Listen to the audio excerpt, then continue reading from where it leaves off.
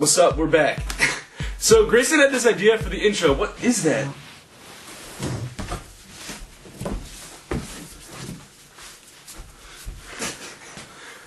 We're back. That actually took like way longer. That took way too long, and it's gonna be so stupid. Hello, my name is Ethan. What the heck is that? I don't talk like that at all. That was your idea. All right, I had to burp, but it's like I'll help you. No.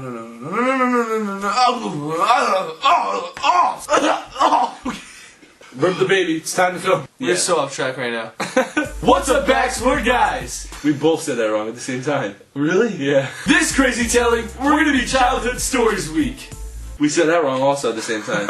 Actually, we're back and we're gonna be telling crazy childhood stories this week. So Grayson has this weird thing where he doesn't remember anything correctly unless it was like 7 years ago plus. To prove my point, Grayson, what did we do last night? From what I remember, we made apple cinnamon brown sugar applesauce, right? No, Grayson, we actually went to the depot and bought some lug nuts. I can't say it! You get what I mean? Grayson has short-term memory loss, okay? Which is okay for this video, because we are going to be recalling the craziest childhood stories that we had. So a lot of you guys know us by now. We're pretty crazy people. Well, we like to think we are. I mean, I would pretty much do anything that anyone challenged me to do, because you live once, and because I'm freaking stupid. Nowadays, Grayson and I have cameras and YouTube to capture ourselves doing all these stupid, crazy things. But we didn't always have cameras to film the crazy things that we did. Nor did we have a place to post them. You guys are probably not going to think some of these stories are true. I promise you that they are. Trust me, they are. We're just like really we're just weird. Alright. Story number 1. This story starts with Ethan and I as babies. I'm talking like a year and a half old. I'm talking I had more hair on my feet than I did on my head back then. Ethan and I could full out sprint at 10 months old. Don't know how we learned how to do this. Don't know how you remember this.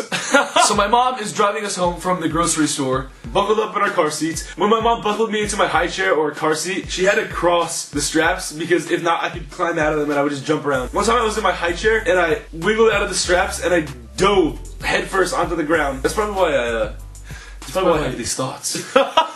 That's besides the fact. My mom goes to the back of the car, opens the trunk, and grabs the groceries. This is when Ethan and I came up with this plan to run into the house, lock my mom out. I don't even know how we knew to lock the door. Mind you, we couldn't even speak English yet. We couldn't. So we couldn't speak any language. We just did this stuff. Alright, go.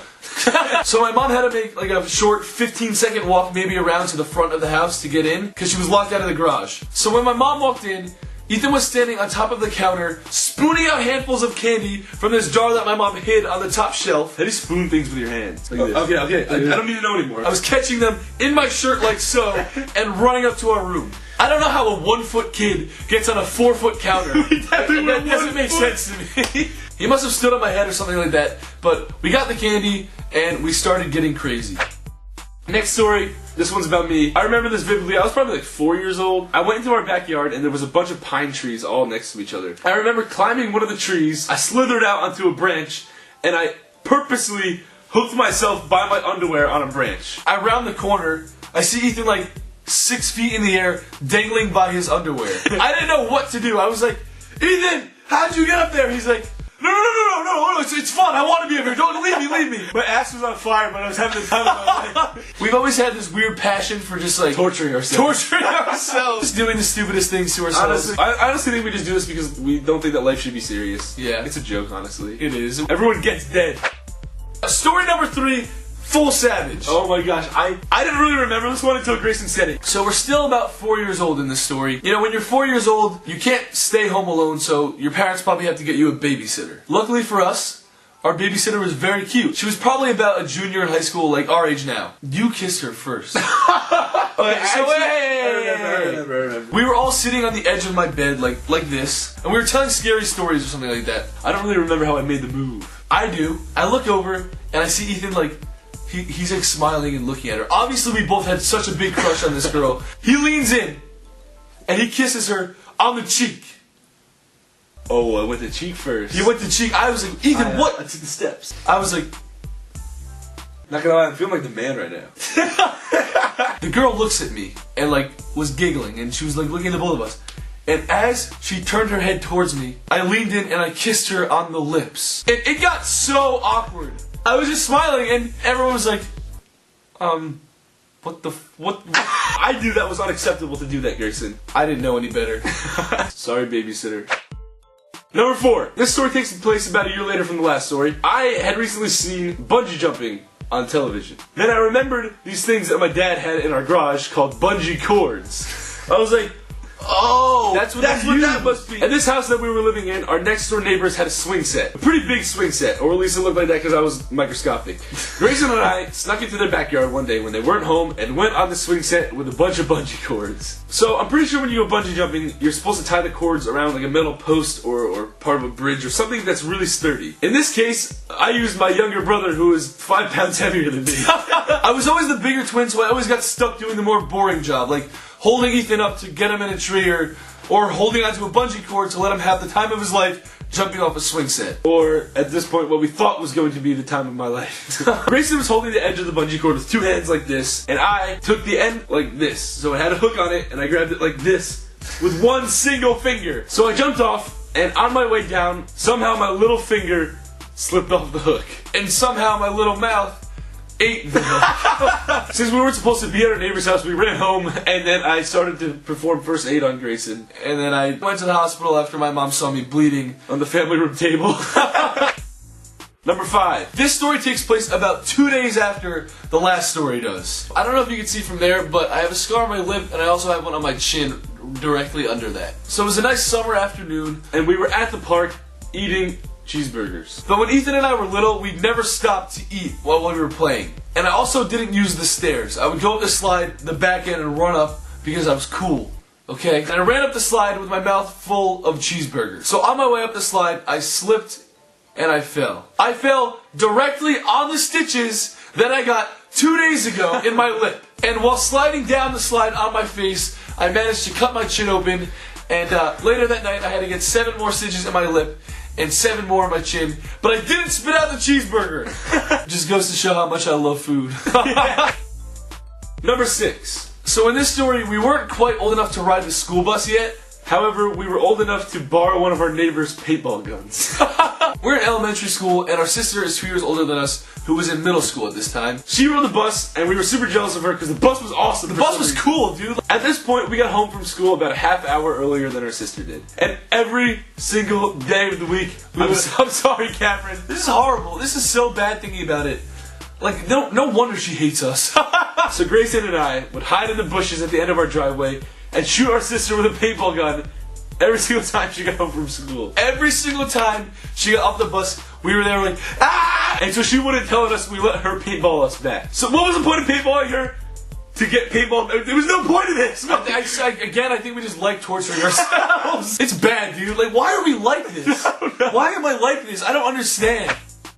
Number 7. This story takes place when we were finally cool enough to ride the bus. We had an old, grumpy bus driver who was very mean to kids. If you don't like kids, don't have a job where you have to work with kids. We wanted to fix that. We wanted to, no, we don't have to mess with them. We looked a lot more alike when we were little, so we could pull off these pranks and stuff, where we would basically freak people out into thinking that they were seeing things because there was more than one of us. Especially old people. Yes. Like our bus driver. I swear, our bus driver did not look at the road the entire time he was driving. Eyes in the mirror. I don't know how he did it. Just looking in the mirror and staring at all of us, into our souls. Yeah. Just sucking our youth out of us.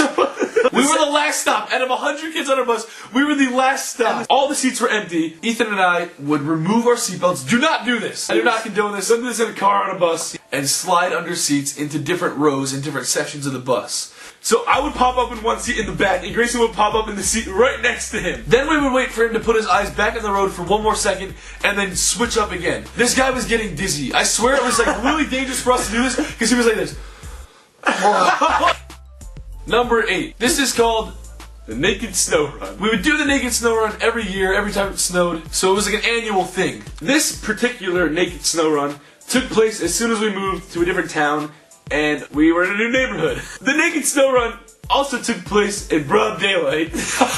We should say what the Naked Snow Run is. The Naked Snow Run is when Ethan and I get naked and run in the snow. Dude, why? I don't know why. When did it start? Why is it not ended? After the plow truck came, there was huge mounds of snow. You know the naked mound lying down slide combo? That's about 7 points. The rest of my year would be complete if I had done this trick successfully and I won the naked snow run. I did a forward roll, I slid down the mound, and the ice cut my it cut his whole left butt cheek right down. He had 2 butt cracks now. For that, I gave him the win. I won the annual naked snow run, but I couldn't sit for 2 weeks. However, my year was still complete. What is wrong with us? We're deep into this video, and what is wrong with us? Number 9. I was always getting hurt. It was always me. Grayson. He always had the boring job, and he was always getting hurt. So we did this thing. Well, our sister tricked us into doing this thing. She was like, hey guys, I think this would be really fun if I wrap you guys in a blanket like a burrito and then duct tape it shut and then bounce you on the trampoline. We had our arms and legs taped together. We were burritos, basically, in blankets. Within 3 seconds, I was in the air, upside down, and I came crashing down onto the metal pole. Gore warning. Within a matter of seconds, my brains were spilling out on the trampoline. I couldn't get out of the burrito. I was like, ah! We went to the hospital, and Burrito Ethan was sitting there by my side the whole time. And I was still in the burrito suit. Number 10.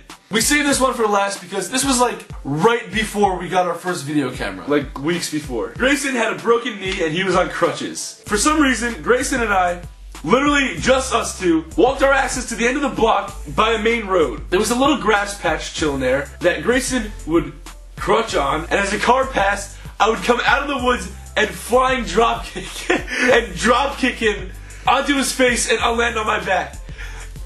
Why? I don't know why. And then a car would stop and they'd be like, oh my god, are you okay? Why did you do that? And then we'd be like, ah! Oh my god. I guess it was always in us to just be idiots and try to make people laugh. It was, but in that case we weren't really making people laugh, we were making ourselves laugh. Moral of the story is, we always did really stupid things. We post these crazy videos because, well, simply just because we have a camera on YouTube now. Also, after filming this video, I feel like this is a very necessary thing to say. I'm sorry, Mom and Dad. Yes, I'm very sorry from the bottom of my heart, and I just can't say that I'm not going to continue to do stupid things. And thank you guys for being a part of this conversation. We really needed someone to tell stories to. We were just telling them to each other and we were laughing, so we wanted to tell you guys, and hopefully you found some of them funny. Thumbs up if you want, honestly. It's been a fun Tuesday, and subscribe and put our post notifications on because we post twice a week, and our next video is going to be on a random day this week. So peace. We'll see you guys before next Tuesday.